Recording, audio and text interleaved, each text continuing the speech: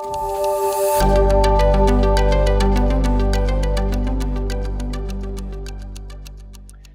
there, adapters and adapters TechX people. It's great to have you again on the extended podcast. And I want to remind everybody on January 31st, there's going to be the Global Revenue Forum in London, where all things revenue management is going to be discussed, and particularly the landscape of what that world looks like is changing dramatically, and the role of a general manager as well as a revenue manager. So again, globalrevenueforum.com, that's the place to go get your tickets and participate. We'll be there as the adapters and media partner, as well as moderating some forum portions. And that's just going to be a lot of fun for us and meet the community again in London. Today, I'm really happy to have Amit Popat. He's the CEO of Hotel Cloud. And, in our opening with the quick hit, we just barely scraped the top of the pyramid there. And here we are talking about really key topics. There's five really as we go through it. Maximizing revenue at every stage of the customer journey. How do you optimize and be smart about rate deployment, reporting, e-marketing, and in-room technologies? And we're going to just go around the horn on this and really have a good chat about all things that are happening in our space. Amit, it's great to have you. It's great to have you considering you started the business in 2019 and flourished during the pandemic. Not everybody starts a business and not knowing there's a pandemic coming and going. There's a problem to solve. Here we are, and then optimize it. And then, really have a bunch of users that came on fast because they've got a real problem or something like that, right? Isn't that right? So it's great to have you, Amit. Yeah. No, thanks for having me. Really glad to be here. And yeah, you could call me crazy for starting it during the pandemic as well. But I think, yeah, during the pandemic, that's the time when a lot of hoteliers really looked towards technology solutions to try and solve a lot of the Yeah. problems they were facing and to try and steer them past uh, past the so-called new normal, I think. And we've been fortunate enough that we've had good adoption since then, and we've been able to sort of develop our platform together with our customers' requirements. And I think that's really helped us. Yeah, so what always fascinates me and the team is what why did you start the business? I mean, you're not native to the travel, tourism, and hospitality space, and we touched on this on the quick hit, but I'm not too sure I heard the whole story. I mean, how did you discover, right? So just for context for everybody, is that we had explored the idea of starting the business, and I really am interested in trying to understand, where did you identify that I'm going to go solve this in hospitality? Were you out having dinners one night or you were booking a hotel room, or, because you have a long history in technology. So what made you jump into this space? That's it. Yeah. So it was talking to a friend actually who's in the hotel space, and that's sort of just hearing the problems that they're facing, and also seeing the opportunities there because there were still so many manual processes, still so many people using big Excel reports, clunky things like that, and spending half the day just compiling reports before they can actually start taking decisions. And by the time you're taking decisions, it's on stale data. Right. So being from the tech industry, I just thought, how can this still be happening almost? Were you And bored or something? I mean, you obviously have a long history in tech, CTO roles, you're a mathematician, your whole teams are like these really, really bright people. Uh, I mean, did you just go, I've just got to go do this and said, yeah, of course I we're going think to it start. just seemed like such a great opportunity and such a great market. Right. And I think people are a lot more open to it as well, given that they were sort of stuck with so many old systems, so many old processes. To me, it just seemed like there's a really nice problem to solve here, and we can really make an impact on people's Yeah. lives, their work. So that's what really sort of got us started. So then, like my friend introduced me to the team of revenue managers at the group of hotels that he sort of works at, and I just sort of sat down with them over a period of months, actually, just really listening to all their problems, trying to see what they do on a day-to-day basis, and then just trying to combine that with my past experiences in the tech industry.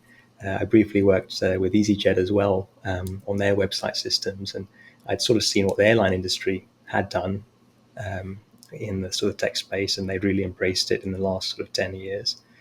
So I felt we could try and do the same here in the hotel industry, in the hotel space, and that's really how it began.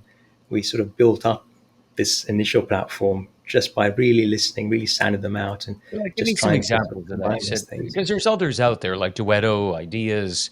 You go through the big firms that Oracle and their Mm. subproducts, of which a couple of those are that we just spoke about.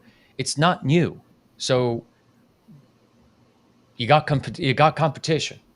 So where did you go? That's what they're failing at, and this is what we are better at. Yeah. So, uh, like, yeah, the field of revenue management itself isn't new, but what is more new is actually presenting that data in more meaningful and presentable ways. Like all those sort of solutions out there, they're brilliant in what they do, very specialized. But sometimes when you're sort of so focused on the individual piece, you sort of lose the opportunities from that total revenue picture. And what we quickly realized is once we're connected into that property management system, they're just sort of sitting on so much data about the customer. And this is the type of data that other tech companies, the likes of Facebook, just sort of dream about having that kind of information about you.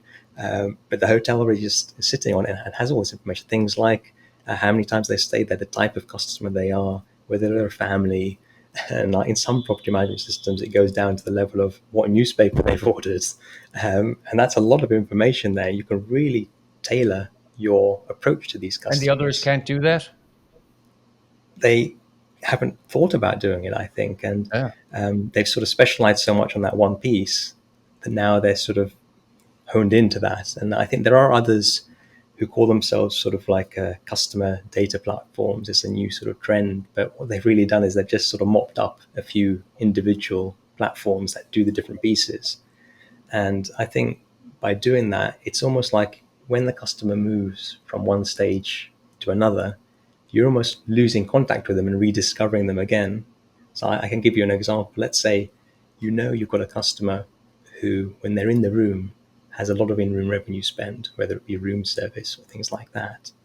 So if you are thinking about that across the entire revenue journey, you can say, actually, let me give them a discounted rate. I'll send Right. them an email with a personalized offer just to this customer. So the rate will be a lot lower. And when they eventually reach the room, you can present more tailored recommendations to them based on their past purchase history. For example, on the TV screen, you can just show the relevant things that they tend to respond to, and they're likely to actually even increase their room service spend even further. And that's something you can only do when you're actually thinking and connecting the dots between each of the pieces of that revenue journey. And that's something that's And sort are of, people actually ordering room service? yeah. So with our Alexa hospitality program that we've been part of, and we were fortunate enough to be the first in Europe to sort of introduce those into the hotel rooms. We've been in one hotel for about a year now in London, and we've been collecting all the information in terms of the revenue before and after, the number of calls, and we've seen there's been a, I think, 12% uplift in room service revenue since this system's been in place, and the volume of calls has been reduced by 25%. And I think that's the important thing. Whenever you do introduce these new features, you've got to actually see what's the impact. How does it impact the bottom line? How does it impact the customer? You've got to monitor and sort of analyze this information. And I think that's quite a big sort of thing to be able to see that it is impacting the customer and the hotel. And so when you talk about impact, and let's maybe shift a little bit to stakeholders, from an owner's perspective, an investor's perspective in the asset, how do you help the, let's say, the operator demonstrate the impact of your product, and what questions do the investors ask then in return after they get presented this fabulous data suite? Yeah, so we're fortunate enough to be used by a variety of stakeholders, so from operators to asset management companies.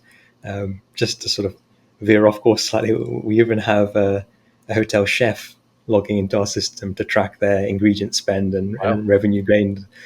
So yeah, there are a wide variety of sort of stakeholders using it, but especially for the asset managers, I think the nice thing about a platform like ours is the portfolio level views where you can actually see multiple properties all in one place. You can collate that data, you can compare them against each other. So we're about bringing out the key performance indicators. So sort of the revenue side. That's looking at things like your ADR, your TRevPAR, etc. But making that in a more presentable and digestible form, because just speaking to these stakeholders, a lot of them traditionally they just receive a sort of Excel report on a weekly basis, and all these figures can be quite buried within pages and tabs of Excel. But what they really want to see is something that's digestible, something that they Mhm. can see in real time and respond to quite quickly. And I think Right. that's the important thing, having that real time connectivity, and presenting it in something that's absorbable. So they can then ask the interesting questions and then look into the data later. I think that's the sort of thing that we found is quite useful and helpful for our stakeholders. And then is the investor saying that's a good use of their funds with your fees, or how do you show value to the actual decision maker up the chain? Yeah. So we've got some, for example, asset management companies who've actually now requested and enforced that this tool is used at some of their properties because they've sort of seen the uplift of it. Um, so it's about two sides to it. It's about ensuring that the property is being run effectively by the staff there, but it's also for their own forecasting, for their own planning, especially now that there's rising interest rates. They've got to be able to see what is my revenue for the next few months, what is the forecast from the system, how is it sort of advising that we can adjust the payroll, adjust the workforce accordingly based on what we're expecting. So I know, as difficult as it is, but given the current times, some hotels have to close in January for a few weeks at a time, this coming year, simply because the costs are too high. That's something you need to plan well in advance. You need to have total visibility of all the different data sources, the payroll spend, the energy consumption spend from So your it's accounting actually cheaper software. for them to close than it is to stay open. Is this Yeah, largely in the UK, or are we talking, are you mainland Europe? I mean, where's your customer base? so we're predominantly in the UK, and we've started now to move into Europe as well. Mm. Um, but yeah, so some of the ones that have had to close, they're sort of UK-based ones. And that's in response to being able to sort of monitor all this information. So they're ahead of the game, and that's the So they important thing. lose Not they lose less by being closed, Yeah, effectively. because of the low demand in that current Yeah, yeah, period and the increased costs. yeah. I think it's important to be sort of proactive rather than reactive, and that's only possible when you've actually got real time visibility of all that information and data. Yeah, it's also interesting how you've connected events and the the drivers of the business and the influencers of the market to give insight into revenue managers as well, and to the GM and the operations group as well as the investor group. So that's amazing stuff. So we are going to go off on a side ramp off the motorway for a minute, and as we promised in the this is the interlude for a minute for everybody out there is so what's your comfort food? I mean, you're a when that day is not so good, or maybe the day is good and this comfort food comes in on the good days and the bad days, who knows? So where's your go-to? I mean, like, what's that? Oh, I have to, that's good, that was good. Yeah. So close to where I live, there's a small family-run Italian restaurant, and I think they make the sort of tastiest wood-fired pizzas. So yeah, on a good day or a bad day, yeah, it's always a good choice. Okay. What are um, your toppings? What are your toppings here? What do you put on there? What's your favorite topping? I like anchovies and olives, so sort of like a classic kind of Italian kind of Yeah, flavors. There is my go-to, I'd say, yeah, and obviously mozzarella as well. What that about sounds. yourself, Sean? What are Now your you comfort see, I foods? like I like that. That's a great question. I think dark chocolate is definitely one, and dark chocolate with a port sounds even better. Very So classy. I like yeah, it. yeah. Well, it sounds classy. It's probably not very classy, but either way, it just checks the box. And then the second one is I love Christmas cake. This fruit cake this time of Ah, year. So it's this is my season. So life is good. So thank you for asking. So tell you what, you eat the pizza, I'll have the chocolate and the port, and we'll have a great chat. So it'll be good perfect. combination. Like it. And Yeah. and when you're saying, look, we got to take care of the team, right? So you got that comfort food, but then they're you've got a team that's growing. Uh, You're the CEO. You're juggling all this really strategic and tactical. then you're deploying products. You know, what are you seeing as trends in your team, and how do you take care of that, or how do you deal with that, or have you changed your management style with that as these changes have evolved? Yeah, it's an interesting question. So, yeah, the tech space in the last 2 years has changed dramatically. Mm, First and foremost, in terms of salaries, the salaries have sort of increased by sort of 10 to 15K. So it's a lot harder to attract the right talent. But we've been fortunate. We've got a few partnerships. So, from my background from Cambridge, we're able to attract a few graduates there, and we've also got a number of internship programs at Imperial College London. So every year we bring in a few interns, and so for us, it's about really creating that environment. We want the product to grow and develop, of course, but at the same time, we want our staff to feel empowered, to want to develop themselves, develop their skills. So it's about fostering that sort of environment where they feel they can develop alongside the goals of the company. And now, naturally, there's a bit higher flow of talent now, given sort of the change in the tech industry, where people are typically sort of spending between 1.5 years at right. a role before moving on. That's the big change that's happened. But I think as long as you're creating that environment where people feel empowered, they feel part of that journey of, in our case, Hotel Cloud, of our vision. Um, there's a sort of solid core of people that wants to remain, and those who come in and out, they sort of slot in because you've got that pool of talent who's continually there and continually sort of innovating. I think that's quite important. Do they want to know that they're learning, that they're advancing their careers is a good place to be? And how do you spend time with them learning, much like you do with your customers? How do you do that with those that are, implementing your vision and contributing to that? Yeah. So it's just exactly the same thing, like you said. Like I sit down with the customers. I sit down with the team. I make sure that I have time with each individual member, and I'm sort of seeing sort of the weaknesses, the strengths, where they can develop. So whether it's on the sort of the coding side, whether they need a bit of assistance there, we sort of spend the time there sitting with them and working together on some tasks, for example. So it can be down to that level, or it can be just sort of bring them into some meetings with customers, for example, so they get that side of the business. So I know that there's some, they start off as developers, but they've got that sort of business interest as well. And so I'm never about saying, no, you're only sort of stuck in that role. It's about giving everyone the opportunity to develop in whichever way they sort of feel that can sort of empower them. So Right. I think it's just about, yeah, communication and involvement, making them feel involved in all the sort of key decisions in the journey.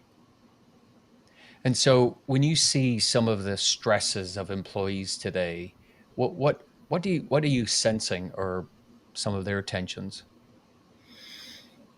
So yeah, I think there's certain things that the modern tech company employee expects, and that's total change to sort of 2 3 years ago. So they expect more flexibility in terms of working from home, in terms of the hybrid environment.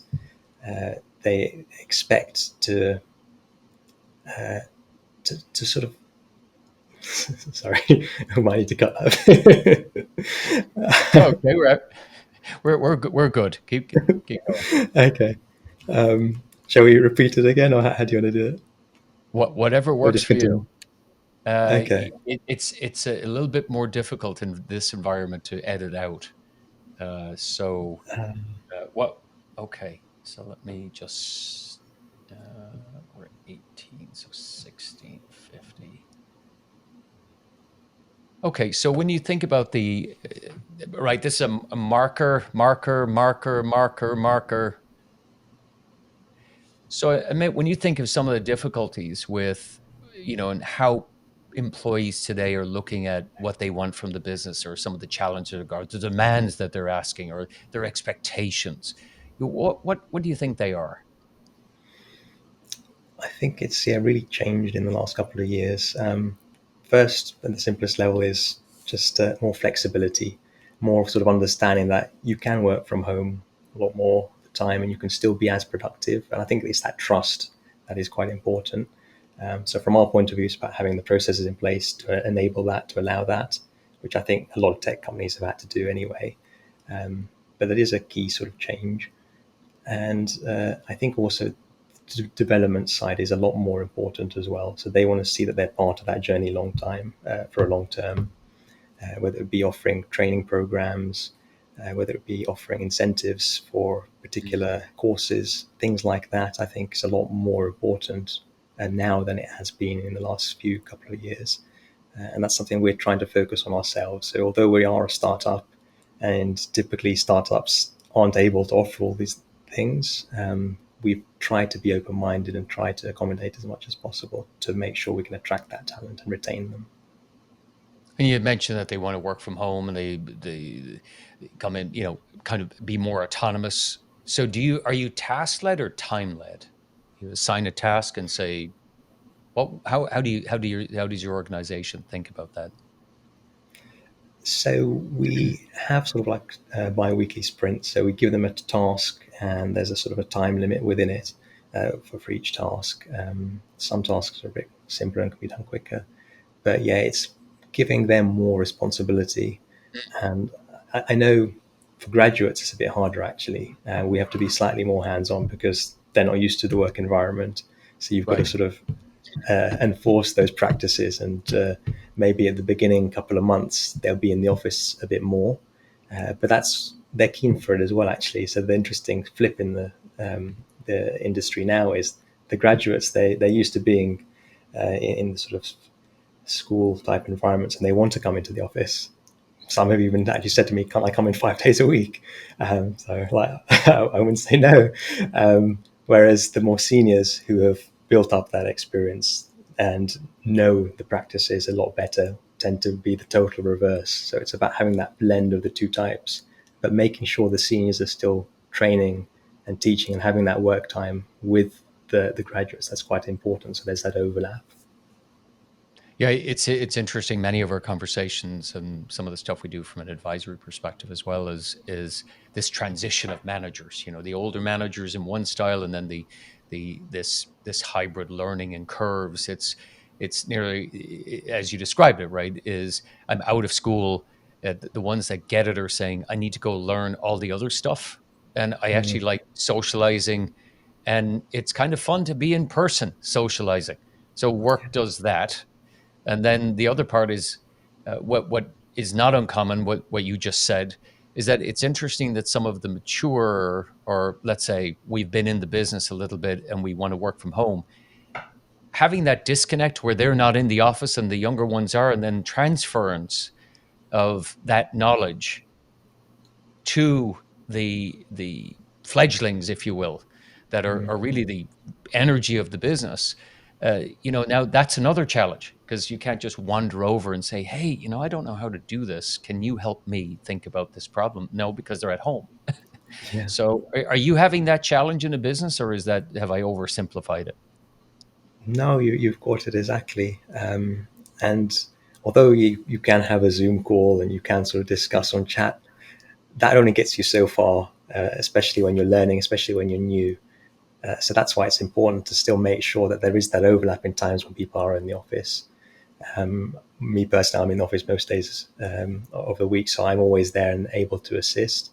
But then I also requested that some of the senior developers to make sure they're in the office like a couple of days a week, just to ensure that Yes. we do have Isn't that that amazing? hands-on I mean, time. it's kind of hard to change an engine, but you can't do that online. But there's a lot of stuff that you can. You got the That's a monitor good there and go, "How analogy. do Yeah. you fix this?" I mean, we all use YouTube in a very different way these days. And so, when you think of the right traits of a leader today in tech, what do you think some of those traits are? It's a good question. I think that first and foremost, it applies to any industry. It's just hard work and determination. So you can have the best idea in the world, but if you aren't able to sort of work hard for it, then it'll never really materialize. And that's the sort of the pillar stone, the sort of foundation for anything. Um, so, like for example, my own story. When we were deploying the sort of first sort of smart room functionality, Alexa, in one of the hotels, I was there personally putting in every device, like taking the box of devices, putting them all in, which isn't your standard thing. And I'm not saying that should be done, but it's just knowing that in order to get some things done, sometimes you've got to do the dirty work, so to speak. You've got to be hands-on, and be willing to do that in order to progress. And I think that's a sort of important sort of pillar stone there. But on the sort of a high level, I think just being open-minded and looking to learn with each day is vital. You can't just assume because something has worked previously, it's going to continue to work in the same way.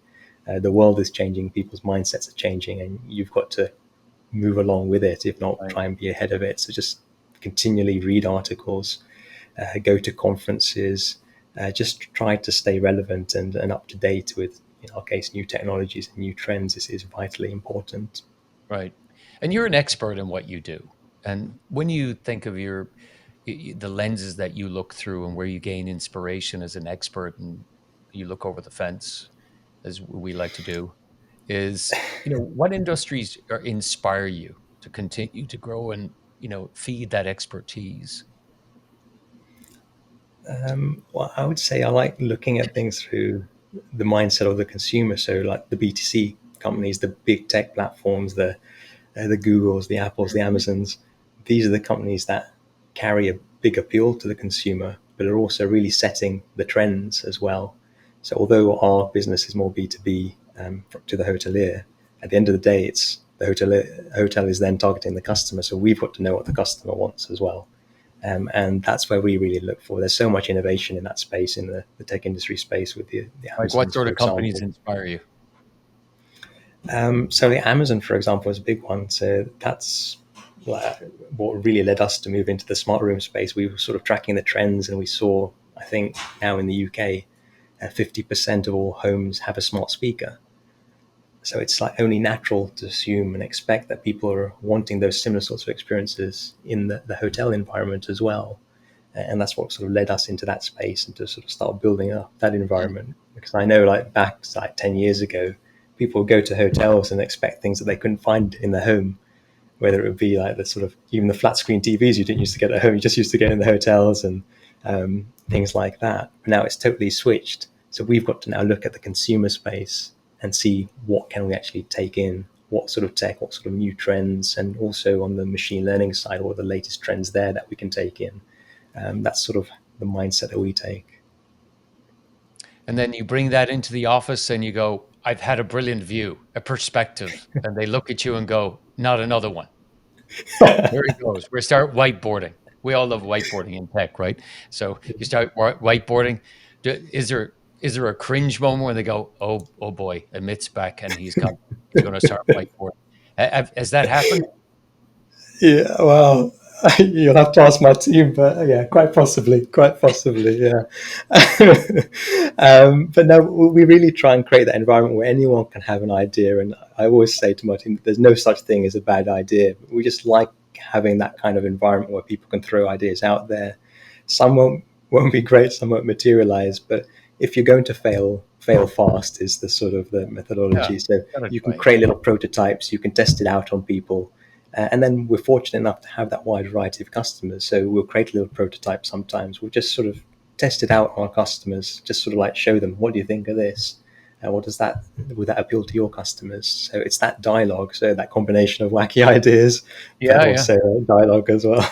That's great. It's good. That's the fun part. So we promised we'd talk about books, or it may not be books. It could be movies. It could be road signs, wherever you get your inspiration. But what do you like to read, and where do you just have downtime to think and explore? So Yeah, quite a variety of things, but I'm quite into my sort of classic fiction. I find that oh quite sort of inspiring. So yeah, yeah, quite deep. um, like what? so like, I would say one of the most inspiring books I ever read was To Kill a Mockingbird, for example. Okay, I there's a first read classic. it at school, and I think it's just that example of that character. So in that case, it was in the book. There was Atticus Finch, who was the lawyer who was there to sort of defend. And an Um, inspirational daughter and dog. Sorry, what's that? And an inspirational daughter and dog. Yeah, that as well. Yes, it was interesting, yeah, to see it from the perspective of the child and seeing it from the Yeah. perspective of the father as the lawyer as well. But I think just sort of the morals that that person stood for and fought for, even when society was against that person. I think something like that really resonated and inspired me, that it's about fighting for what is right and for what you believe in, but most importantly, to do it in the right way. And I think that's something that really stuck with me from a young age. Actually, when I read that book, it had quite a sort of big impact. And that's sort of, in some ways, how I try to sort of lead my business as well, to try and inspire, try to fight for what we believe in, sort of the product that we believe in, but to do it in the right way, to try and inspire and encourage others as well to come along with our journey. That is a great book, and it's amazing it took so long for the next one to come out. But it is once in a generation. I think when a book like that, you can refer to it again and again, no matter what age, what an epoch or century it's in. That book is one that is ephemeral. So yeah, that's it. And movies. Do you watch any movies, or do you watch streaming, or do you have anything that also on the digital platform that you're into? Yeah, I suppose I should say something digital since we're in the tech space, on Netflix or something like that. Yeah, no, I like quite a variety of things, like whether it be a documentary, like an Attenborough documentary. I'm always inspired by. Um, I just Mm. find it inspiring to see someone who's so involved and so captivating and sort of charismatic. They're an expert in their space, but they have the ability to sort of inspire you, even though you know nothing about it. So I know Oh, nothing about animals, nothing about nature, but watching like an Attenborough documentary, for yeah. example, I just find that really beautiful and sort of inspiring for myself as well. Richard, So David, the that's whole family was into the storytelling business in different ways, which is just phenomenal. You can't that's beat a true. good, Yeah, yeah, which is fascinating in its own way. But both of them have expanded many of our minds by watching their stuff, which is amazing. So it's great on that. So now that you've got all this inspiration, you went out and founded this business, and you effectively went a traditional route for how to fund the business. And yeah. maybe this is new for startups, but I'll let you fill in that sentence. Yeah, so we took a bank loan to begin with, Just and the everybody re- out there, whoever's done startup, this was a traditional bank loan. Just saying, the pitch to a they bank, still exist. new idea, Yeah. So I think it was just because of the nature of the time that we started during yeah, COVID. So there were a lot of attractive options there on the bank loan side, and we thought actually that can be quite a nice way of starting out without losing any capital straight off the bat, right. and allowing us to get through that initial sort of COVID year and sort of build and finesse our product. And it's worked out quite nicely actually, because during that time we were able to then gain that traction, and we will be eventually looking for VCs in the next few months. Now that we're looking to sort of expand our next phase of growth, but I think that sort of bank loan at the beginning was sort of a really good opportunity for us to sort of build that early stage. And was it difficult with the banks to get them to underwrite, a concept? No, so because we we had built up this prototype of the product, and we already had started testing it on a few customers, and we already had some people who wanted to sign up to this product. They'd seen the potential and they wanted to come along for the journey and help guide us. So because of that initial traction that we were gaining just at that point in time, we were able to sort of get that initial loan, thankfully. Well done. So I think that was the difference. So it wasn't right at the beginning. It was just where we created that prototype and had already had a bit of traction happening. So that was the perfect point in time to approach the banks and say, we've got this on the order books, we've got this interest in the product. So that's what really opened the doors for us. Very impressive. Just impressive to go a traditional route for a non-traditional product for these folks. And was the bank a specialist in tech, or had they underwritten tech before? I think they were a specialist in the hospitality industry. So Ah, they had sort of given a lot of loans to hotels. And luckily, actually, the same bank has written a case study for us because they've seen the potential of what we've been doing for some of their customers. So it's been quite rewarding, actually. It really worked out quite do nicely you with want to that share partnership. about this special bank, or is that just Oh no, enough talk? it's just NatWest, yeah. So it's just not a sort of Oh, not wet. anything out of the ordinary. So, but they've got a sort of specialist team just for the hospitality space. So the relationship director there has seen what our product has been doing for a number of other hotels that they've given loans out to. And so that's really been positive for us, just in terms of the marketing potential, to sort of say actually someone from a bank really has seen the potential in a product like ours, which is quite rare, and we're quite fortunate that that's been the How long case. how long was the diligence period, or what did you have to submit to give them comfort to get it past the, the credit committee? It was probably about sort of 3 to 4 months, I would say. And yeah, we just had to submit all the invoices to date, all the contracts of the customers who had agreed and wanted to come on board. And just to prove that actually this revenue is going to come in, we're not just sort of putting it out of thin air, so to speak. And once they'd sort of looked into that and checked all our histories, etc., they were confident and they believed in us as well from that stage. Excellent. Excellent. So there's a whole new world. So moving forward, when you go to raise, what do you what's the pathway that you're exploring?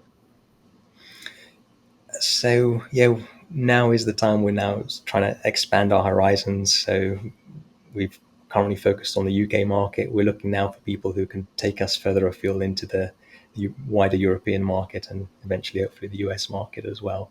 So we've just been researching all the sort of key tech VC funds out there, and just sort of making introductions and presenting ourselves. So even though we're not looking right at this moment in time, I think it's important to just start that process off and introduce ourselves and start telling our story.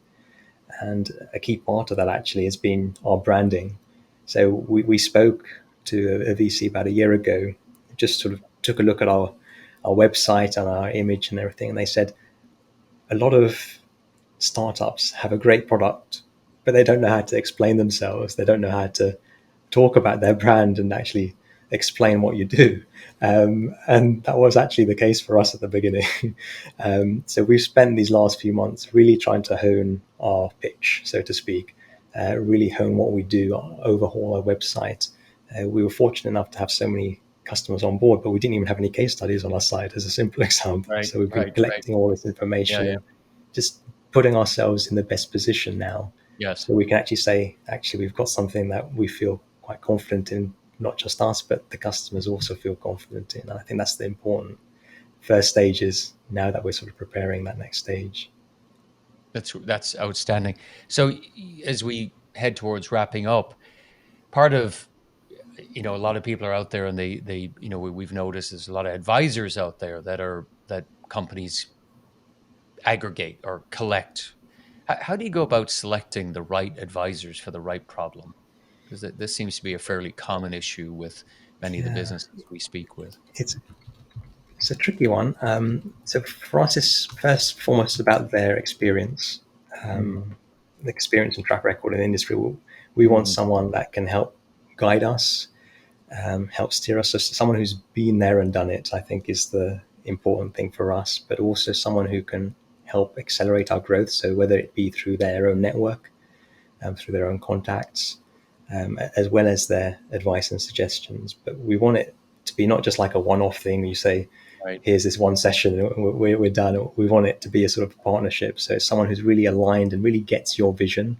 I think that's the key thing. So it's about sitting with that person over a period of time and understanding if they get your business today, but also tomorrow, in a year's time, in 2 years' time as well.